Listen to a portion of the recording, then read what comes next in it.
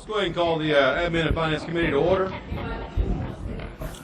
Can we get a roll call to get going? Yes, sir. Dr. Bophy is not present. Mr. Davis? Here. Mr. Davis is present. Ms. Edmiston? Here. Ms. Edmiston is present. Mr. Garvey? Here. Mr. Garvey is present. Ms. Holloway? Present. Ms. Holloway is present. Dr. Jones? Present. Dr. Jones is present. Ms. Lewis? Ms. Lewis is present. Ms. Orange Jones? Ms. Orange Jones is not present. Mr. Rock? Present. Mr. Rock is present. Dr. Thomason? Present. Dr. Thomason is present. Ms. Vautier? Here. Ms. Vautier is present. You have a quorum. Thank you. What's our first item of business? Your consent agenda is ready for approval, adding item 6.1 and pulling item 2.2. Can I get a motion for the consent agenda, please? Mr. Garvey. Second by Dr. Thomason. Are there any questions? No questions, no comments, any objections? Hearing no objections, consent agenda approved. Next item? Can I do that? 2.2. Yeah. On page 3, item 2.2, consideration of LDE contracts and leases of $50,000 and under approved by the State Superintendent of Education. Recommendation is to receive. Can I get a motion to receive? Mr. Garvey, second. Mr. Rock. I do have a public comment. Are there any comments from the board? No comments from the board. Could I have Ms. Ashley McReynolds, please?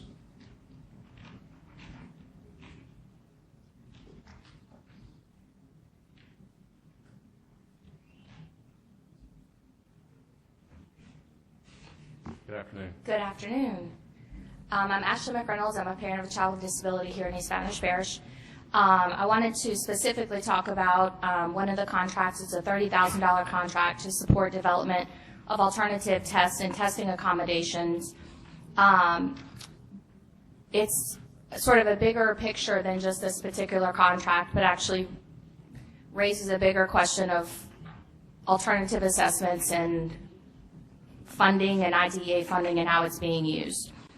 The U.S. Department of Education sent Louisiana a letter that put us on high-risk status in part for not having an alternate assessment that is aligned with the academic content standards. So while it's expected to see a contract to address this deficit, the size of the contract is much lower than can explain the current funding levels for providing accommodations and assessments. The Department of Education has not provided information that has been requested by advocates, and I do have 2 of those letters here with me, on what happened to the millions of dollars in federal special education dollars committed to develop and administer alternate tests and providing testing accommodations over the past few years. IDEA funds committed by the Department of Education to support the development and provision of appropriate accommodations for children with disabilities or the development and provision of alternate assessments. Since 2012, the amount indicated by the Department of Education that the IDEA budget spent on alternate assessments is $16.5 million.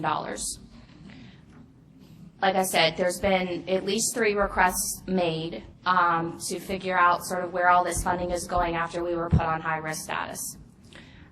That letter was sent on December 21st of 2015, and it's because we have failed to administer an alternate assessment which has been aligned to the standards.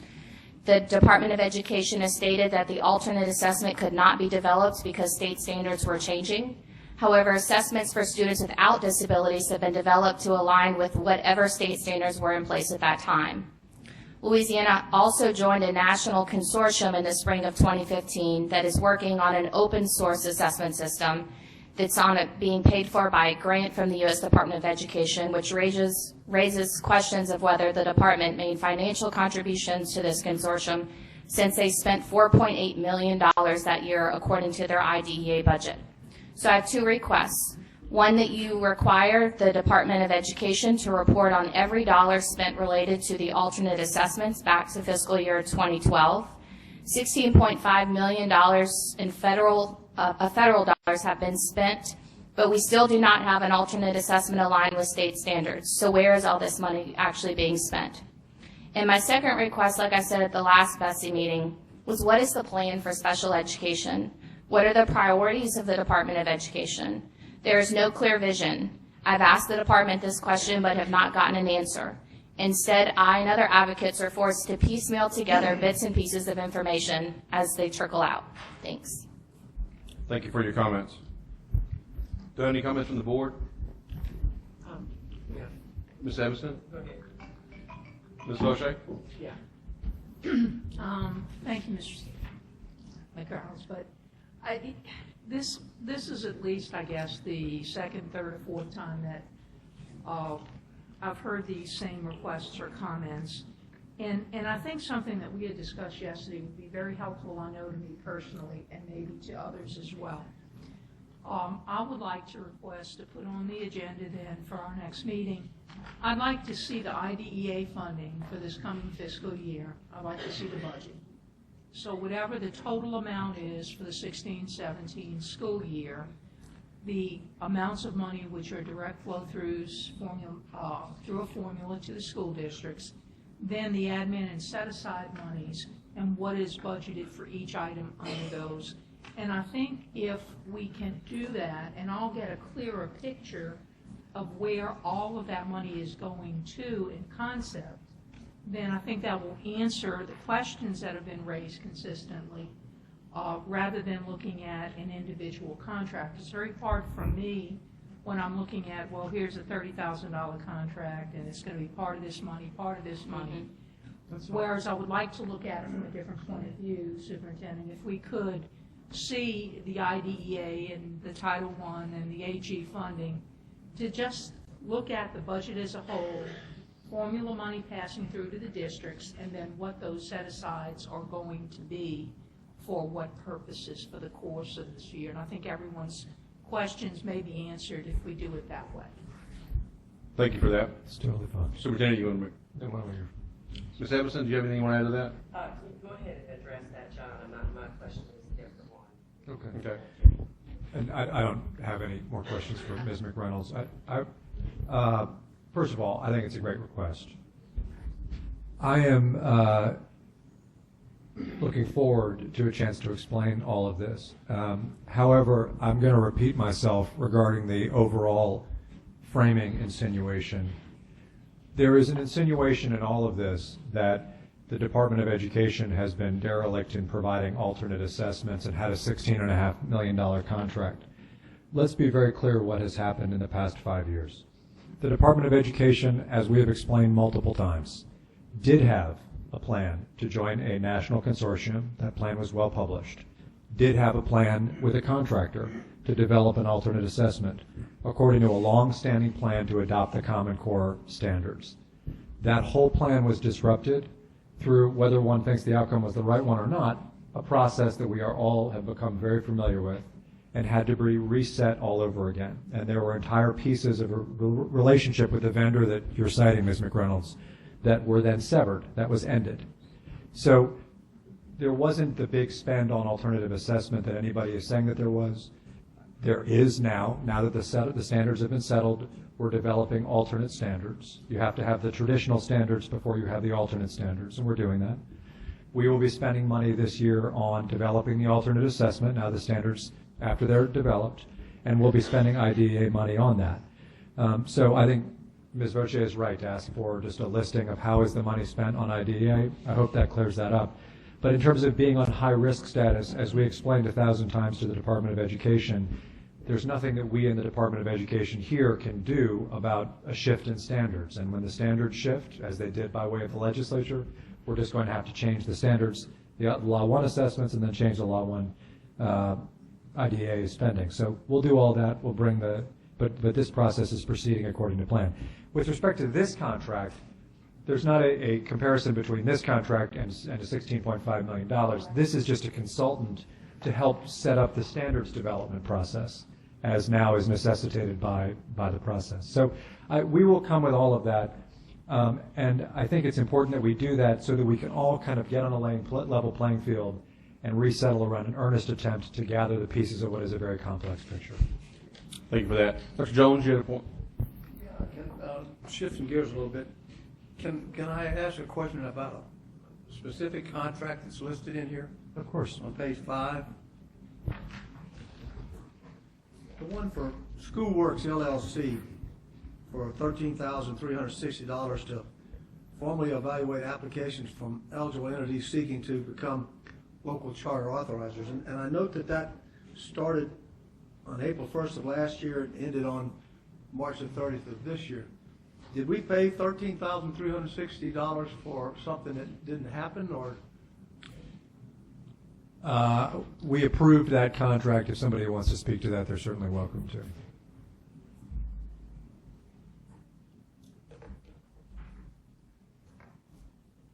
I think I understand the question. Please let me know if I don't. We did have a. Who are you? Bridget Devlin, Department of Education. He doesn't know you now? You would think I by now, forget. but there's a lot of us. So we did approve a school works contract that I believe you approved last fiscal year. We needed there are two cycles of charter applications where we need school works to step in and do applications. We needed to do the second cycle earlier than we had expected, and so we needed to make an additional smaller contract to Schoolworks. You will have the larger normal Schoolworks contract coming to you, I believe, in October or December. But my question is, this, according to the description, was to evaluate applications for local charter authorizers. I believe what happened is, this is a contract that I approved under my authority, per requirement in the law. That requirement was at that time to have local charter authorizers, and so the department received a whole bunch of applications from local charter authorizers and was required under the law to authorize them and to review them and to have a third-party reviewer. This $13,000 is the funding for that third-party reviewer. Your point is that months after that, that was then removed from the law, correct? Correct. So I believe that this is a timing difference between when this was in the law Correct. and when the legislature removed it from the law. But when Correct. the activity was conducted, it was required to be conducted by law. So they did actually do the service, or did we just give them money for They it? did. No, they did. do it. And- It will not be included in the new contract that is coming forward with Schoolworks will not include any language about local charter authorizers, since that is no longer something allowed in the law. Okay, that's where I was going. Yes. Thank you. Ms. Evans, you still have a question? Yes, I did. John, when do we anticipate that the alternate assessment will be done? Do we have a timeline on that? Alternate standards isn't, I I mean, think, just in general. we'll be implementing them in 17-18. Okay, but Yeah. the alternate assessment, Yeah, we'll be implementing them in 17-18. 17, 18, so next year. Yeah. The new, yes, okay. Yeah. Okay, and the other question I had was, from 2010 to 2015, the 13,684 that was budgeted for the alternate assessments, where is that money? There has always been an alternate assessment. Okay, so And there's always been a need to develop new elements of that assessment every year. So we've so funded. that money has Yeah. been used and gone towards that every year from Yes. 2010 Yes. to 2015. Okay, and the other question I had is, so the U.S. Department of Education is fine with I had seen the letter, the initial letter. Are we okay? In other words, you got a waiver because of the fact that we were developing standards and. Well, we got a waiver.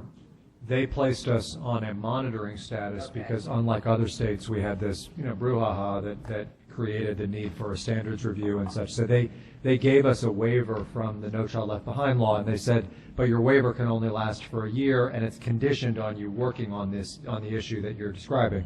You have to have alternate standards aligned with your traditional standards. Well, we said we don't even have traditional standards right now. So I think, yes, so we're there, we're in a good place. Now, what happened in between is that ESSA came along Right, I saw that in the and essentially kind of cut that timeline in half a little bit. So, but we will be going into next year, the first year of ESSA, with alternate standards and an alternate assessment. Are there any other questions or comments from the board? Without any other comments, the motion is to receive. With any objections? Hearing no objections, motion passes. What's the next item? On page 7, item 3.1, consideration of federal state grants and allocations to LEAs, type 2 charters Type 5 charters, approved non-public schools and community-based organizations, competitive and other. The recommendation is to approve, and a handout has been distributed on this item. Basically replaces pages 19 and 20 of your packet with a corrected version. Board members, you should have that additional handout there. Are there any questions or comments from the board? Well, actually, I'm sorry, before I said that, I need to get a motion. Motion to approve. A second? Can I get a second for that motion? Mr. Rock, thank you. Now, any questions? Lieutenant? So, members, so this is an example of what you have been concerned about feels piecemeal. If you look at the sources of funding on these grants, all of them create varying levels of discretion. Sometimes it is the state, there's just money, and the state or the Fed say it has to be spent exactly on this purpose. Sometimes there's money that says it's to be used for this broad category, but you have some discretion. All of it results in, some of it's formula, some of it's competitive. All of it results in you having to approve the money before it goes out to the door to its various recipients, most all of whom, not always, but most all of whom are districts. Sometimes they're charter schools, sometimes they're child cares or Head Starts. So here you have, just to give some examples, there's JAG money here. Well, during the legislative session, the governor determined that JAG would be a priority for the state, expanding JAG. He and the budget appropriated, and the legislature appropriated a significant increase in JAG money for TANF. So we really, as a board and as the department, we have no discretion on that. That was appropriated for that purpose. We ran a competitive process. You're receiving the monies here. It's going out the door. And you see that 2 of these categories are for that purpose. Other spending here regards class, the class system in early childhood. Similarly, those allocations are required under Act 3 to have an early childhood accountability system. Class is the system that we use. That's going out the door. Now, some of this, though, is for principal support. And you heard earlier a discussion about the principal school leadership institute. That is a choice that we have, and the department has chosen to do that work. That we run our own procurement processes, and that money is going out the door according to that priority for principal support. But that's an area where we have discretion, and the source of that funding allows us that discretion. So I say that to you to say that all of these things yield varying levels of discretion before they're even brought to you, and that you have varying levels of discretion in choosing to approve the allocation. Thank you, Mr. Chairman. That being said, do I have any comments from the board? Any questions? Dr. Jones? Just a question, Superintendent White. How do you determine, and I've looked through here to see who got what of that, so how do you determine how you decide to allocate that? Is it on a per pupil basis, or is it a discretionary thought where you think one needs it more than another? For some, it's formula. For others, it's competitive. So just to take the principal support initiative, for example, that's an application. District just says, this is what I want in terms of TAP. This is what I want in terms of the School Leadership Institute. Here's my plan. And we look at it and we say, okay, given all the applicants we received, this is what we can fund. With respect to JAG, that was competitive. The governor wanted 101 schools to sign up, and we ran a competitive program where schools apply. The merit of their application is what determines whether or not they get the award. Others are a little bit more pro forma with respect to class.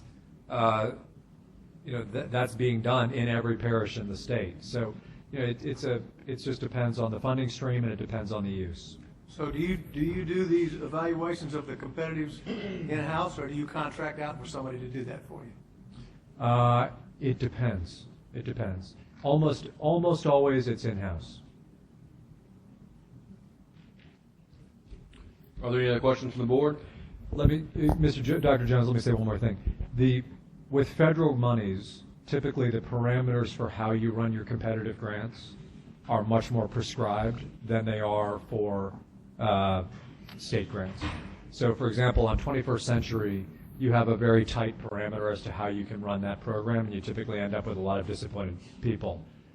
For something like principal support using 8G money, there's really there's not many parameters for the department or BESE in terms of running that process. So you said the majority of them you do in-house. What, offhand, can you give some examples of the ones that you do contract out to do your evaluation? Well, for all contracts, for example, we all charter school contracts, course choice contracts, as you said, the local charter authorizer, all of those are contracted out to a third-party reviewer that significantly influences, for example, the process.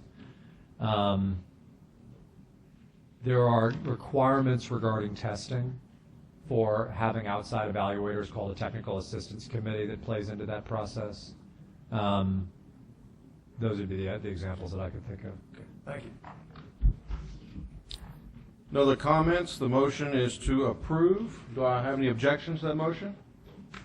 Hearing no objection, motion passes. What is our next item of business? On page 23, item 3.2, consideration of LDE contracts over 50,000. The recommendation is to approve. Do I hear a motion? Dr. Jones, do I have a second? Ms. Holloway? Do I have any comments from the board for this item? Let me just discuss this for a second, too, just as a sort of a point of reference. So here Certainly. you have a training project for a specific need regarding students with disabilities. And this contract is funded through money that is at the state's discretion to use on behalf of students with disabilities using IDA. There are legacy functions that many people will come to the table and say, we always want this. And you will know these programs well. We have programs that serve students with autism. We have programs that do some statewide trainings. We talked about the Orleans specific program last week. We have partnered with the LSU Health Sciences Center in a variety of capacity for years related to students with disabilities. So this is I believe, $300,000 contract, IDA Part B. We have latitude as to how we fund this. And I recognize that Ms. Voce, and I think rightly, has asked for a list of, so what do you plan to spend IDA Part B on, understandably. This is an example of that. It is an example where the department is saying we've identified a need as part of our plan, and this is the discretion that we're exercising to bring to you funds to allocate to a higher ed partner. Thank you for that, Superintendent. Dr. Jones? And that number, how does that compare with last year's? We didn't run this specific program with LSU last year. I don't believe. Oh, this is the first year on it? Yeah. Yeah. Yeah. Are there any questions or comments from the board? Yeah, Ms. Tony, Evanston? Did we say, I know you, I heard you, but I didn't really get it. Did we say very specifically what the 300,000 was going to go to? Yes, so that's okay. This is for the training of educators regarding servicing the needs of students with cochlear implants. And I think when you look across the IDEA budget, what you will see is that to service with roughly $20 million, to service the whole series of assessments, the whole Law 1 continuum, and then to provide statewide what is largely training and support for educators to service the needs of students with every disability. And so here we're talking about students that specifically have cochlear implants. It eats away at that $20-25 million very quickly. Now, what you're rightly raising is it seems like every meeting there is some series of contracts or allocations that are funded by IDEA that come to you, and you'd like to see them packaged. The whole. Absolutely, Right. and I understand why, and that Ms. McReynolds has asked for that as well, and I think that's a very good discussion and one that we should have. However, to say that there are not IDEA funds being spent directly on services for students with disabilities, and that Law 1 services are not part of that is not true. And I understand the need to present those as a whole, and we will do that. Dr. Jones? One last question, Mr. Superintendent. Please. That's 10 kids with cochlear implants who critically need this service. What happens to the 11th kid this year? I believe it's 10 districts, right? Is it 10 districts? Yeah, yeah. I'm sorry. Well, we conceive of this project as starting with 10 districts, and to the degree that it succeeds and is replicable, we will expand it beyond that scope. Well, I'm quoting from the page what I read here, a minimum of 20 students, 10 with AAC, and 10 with cochlear implants. So that's where I got my 10 from. So I guess I'm back to my original question, what happens to the 11? Jamie, you want to come down and speak to this? And that'd be nice if they're distributed one to a district, but you know. So, Make sure you identify yourself for the record. yeah, I'm Jamie Wong. I do the special education work here at the Department of Education. This, as I mentioned before, is sort of the third part of an RFP that we put out relative to communication support. So if you recall in the last meeting, we approved contracts that for the winners of the first two pieces of the contract, which were focused on improving services for students who have visual impairments and those who have need educational interpreters for deaf or hard of hearing. We did not, in the first round of the RFP, get any applications for the other two areas that we outlined in the RFP, which were for complex communication needs, so nonverbal children, and children who have cochlear implants, so another piece of the hearing impairment realm. LSU came back with a proposal when we put the RFP back out, and their proposal is a multi-year contract, and they focused on two of the areas that we outlined. So that's why their contract looks a little bit bigger, because they're focusing on two of the focus areas that we said we needed to provide training and technical assistance. In that RFP, we put some expectations of what they needed to design their plan around, of numbers of students within each year that they had to be targeting. And so recognizing that all of these different efforts, they're starting and trying to scale up, we said at a minimum the first year you have to have at least 10 students who are directly impacted by this, but it doesn't mean that 11 couldn't be. If there are 11 students in the school districts that would benefit from it, there certainly would be, but we want them as part of their contract obligations to be making sure they are targeting their technical assistance efforts to recruit school systems and find students at a minimum of that number. All right, so if they do that, my first impression was that this was all over the state, but if it's convenient for them to just say EBR, and EBR has 10 students, will it be limited to just where they decide they want to do the services? No, the way these will work is that the providers and the people who have these contracts, they put out requests for applications, and they say, this is a service that we're providing, who would like to access our technical assistance, and then they establish partnerships with those districts. So we're not completely sure which districts they'll be working with directly at this point in time. But it's available to anyone? Yeah, yeah. Thank you for that. Are there any questions or comments from the board? If there are not, we have a motion. Do I hear any objections to the motion? Hearing no objections, motion carries. What's our next item of business, please? On page 26, item 3.3, consideration of the special school district budget. Recommendation is to receive. Ms. Vaucher, do I have a second? Mr. Rock, thank you. And do we have any comments from the board? Okay. I made a promise that I was going to keep Ms. Voce here till she missed the board meeting, so I plan to comment on each of the Working agenda on it. items. I note here that the special school district, which is near and dear to my heart because of the lady that ran that for a good while just recently passed away, but I noticed that they took a $1.06 million hit in their budget for this year. What are we going to be able to do anything to offset that hit? Well, that includes offsets that we've worked with them to make through IDA, as I recall. Isn't that right? I mean, the legislature makes the determination regarding that reduction. Yeah, at the I'm just concerned. I know the level of services they provide and the number of kids that they hit. And a $1 million shot will severely impact their services. So I guess the question I'm asking is, are we doing that with our IDEA and things like that? Are we trying to give them some capacity back? I know we're at least in conversation with them about their budget. We don't need to say anything else. I don't know that we've been able to do anything to help them beyond what happened in the legislature. The legislature took a big chunk out of them. They took a big chunk out of us. They took a big chunk out of both of us the year before. We've been in conversation with them about how we can help them, especially with federal funds, and we're in constant discussion with them about that. But the legislature tells them, this is how many people you can have, this is how many dollars you can have, and that's sort of the beginning and end of it. Tony, I have a question of John. Besides special school district, besides kids who are hospitalized and incarcerated, who else does that include?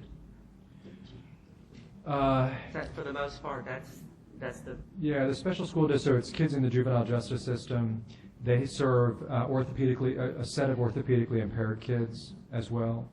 Okay. Yeah, and LSDVI is included in this budget as well. Right. Yeah. So I'm wondering where the, I'm in agreement with Dr. Jones that the $1 million, I wonder where that's going to impact, that population. Well, Superintendent Thibodeau presented a plan to the legislature that assured that services for all students would continue to be funded and met. But I don't, when I say that to you, I'm not saying it happily or trying to justify it.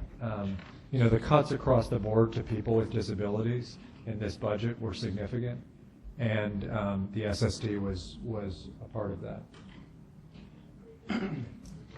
I do have one comment card, just for information only. Do not wish to speak is Tarika Cobb with Losval. So we'll read that into the record. Do you have any other comments from the board? Hearing none, we have a motion in front of us. Do we have any objections to the motion? With no objection, motion passes. What is our next item of business? On page 28, item 4.1, consideration of RSD contracts and leases of $50,000 and over. The recommendation is to approve. Do I have a motion to approve? Ms. Holloway, a second. Ms. Fauché? Do I have any comments and presentations?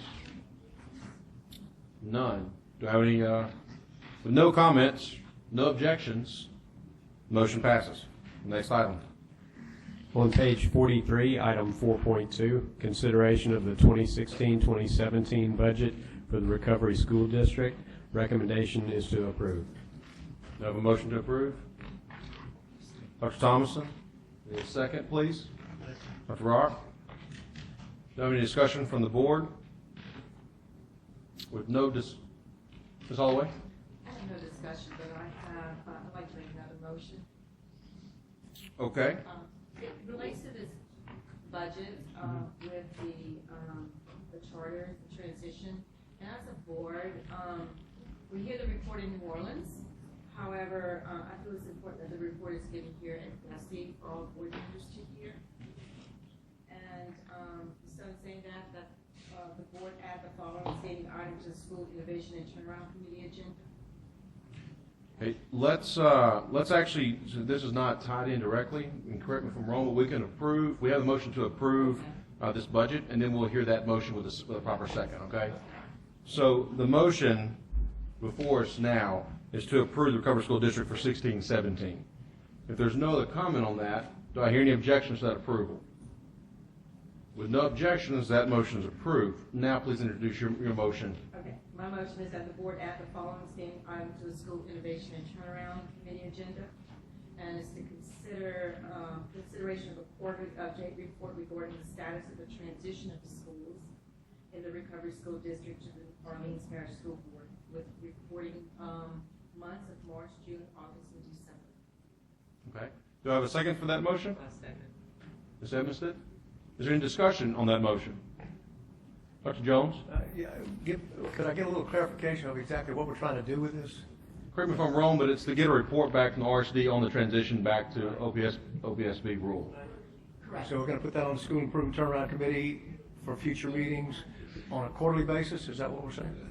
Yes, on a quarterly basis, so we can hear the reports. John, if you I do. I think it's fine. I do think that you should just be advised that you are, in my experience, committing yourself to extremely lengthy discussions. So just understand that while that may be in part driven by the back and forth here, I think that it basically means that there are going to be long lists of testifiers, I believe, at these meetings. So I say that to you, not to say that we won't deliver the report. We're happy to deliver the report, but I believe that your agendas will be dramatically longer with this presentation every quarter. Superintendent, if I may add. Superintendent Dubois, you add to this? Yeah, Patrick Dubois, Superintendent of Recovery School District. I appreciate the motion, but, and one other thing I would add, we do have the quarterly committee of the whole meetings. Right. They're required to have in New Orleans already. So what I would say is that as things develop, I can commit to making reports at those meetings in order to make sure that, one, it's easier on the public, but two, it doesn't interfere, I guess, as adding another item to the agenda. So we can, like we just did at the recent meeting we had a few weeks ago, we just gave an update on the status of that. And I think that's our intention and plan going forward. So there will be a regular, we already have a regular vehicle to do that. Could I offer an amendment to your motion? That instead of putting it on the school improvement turnaround committee, that we put it on the quarterly meeting of the whole, and I think that's probably a more appropriate place. Would that be redundant, considering that we're already getting reports at that point? Well, it's, we already have, like I said, a committee of the whole meeting, and if any member wants an update, but we've already planned to give updates at the meeting, so I don't know if you need to. All right, but I mean, an that's actual essentially what we're standing saying, is item. instead of doing it at the school improvement turnaround, do it on the agenda of the committee of the whole. Does that make sense, John, or is that? It does, but it's Well, already happening that way. And I think I heard in Having Ms. an update. Yeah. Here. Having Yeah. the And the- update. and- Transition that's taking place. Yeah. For our and- meeting. For the charters and to the writings. Yeah, Here's all that I'm saying is this. I know what you're saying. When you create an item that it relates to the RSD that is as broad as that, Yeah, you provide a reason for anyone with any particular issue related to the RSD to come and provide testimony. I'm not saying we're not willing to hear that, Right. and we are certainly willing to provide the report. But if I were advising you as members, I can tell you that will lengthen significantly, in my experience, the duration of that conversation, and I want you to be advised prior to doing it. We will do whatever is helpful. I just have a question then about Go that. ahead. I mean, so, Mr. Dobard, you're saying that the presentation you would make quarterly at the RSD Committee of the Whole meeting would be basically the same one that we would do on this school turnaround committee? Yes, So- and for the last two committee of the wholes, we've already given updates on the unification process. So you do it twice. I mean, I So- don't have a problem with. So we don't have a second for the amendment to that, so back to the motion at hand. As long as we We have a have second to the that? update of the transition. Yes. So the intent was to get updates. Yeah, updates. And so the motion as it stands before this board now, if I'm recalling correctly, is to have these reports back to BESE. With this discussion in place, keep in mind when you're voting in favor of this motion, you're adding that to these agendas here with the fair warning from the superintendent of what that may entail for discussion purposes. Should you vote down the motion, it would revert back to our normal scheduled updates at the committee of the whole. Ms. Holloway, Is that where clear? would you prefer the report to be given, is what you're saying? I'm At the fine. committee of the whole meeting or The here? committee of the whole meeting is fine as long as we have an update quarterly of what's happening with the transition, like I spoke to you about, what's exactly taking place. Yes, ma'am. We can do that. I think the committee of the whole would be fine for us to do that. Okay. I have a comment. Just to clarify. Ms. Lewis, you have a question about this? I just have a comment. I think the concern is, I know Dr. Thomas and I, we were at the committee of the whole, and also Jim Garvey. Some of the members weren't able to attend, so maybe, Superintendent Dubois, if you could email us a copy of that presentation for those members that aren't present, that would also be another addendum item as well. So I think that's the main area of concern, those who can travel to the RSD COW meeting, still getting that information. Yeah, absolutely. We'll see to that, and I'll make sure to work with the staff and see that those who don't make the committee, the whole meetings, will be able to get you those documents. Yes. Good. So, I'm sorry. All right, so just to be clear, because I don't think we can, since the motion has been seconded, we're out there. If you vote down this motion, we'll continue to get the reports at the committee of the whole and emailed reports to the board. It will not add it to school innovation. Withdraw. Can you withdraw? Please. Is that? Yes. All right, motion withdrawn by the maker. Thank you, Patrick. All right. Now, what's our next item of business? On page 51, item 5.1, consideration of 8G funding cycle activities, the approval of 8G statewide programs for fiscal year 2016-2017. The recommendation is to approve. Can I have a motion, please? Ms. Rock, second by Ms. Bochet. Any comments from the board on this item? Ms. Bochet? Again, I would ask that at our next meeting, we do the same thing with the AG for 16-17. You know, each one of these programs is very worthwhile. We had people talk about it here this morning, but I really would like to see the overview of the entire AG 2016-17 budget proposals. Okay? Thank you very much for that. Are there any other comments from the board on this item? With no comments, are there any objection to the motion? With no objection, the motion carries. Our next item, please. That concludes your agenda. All right.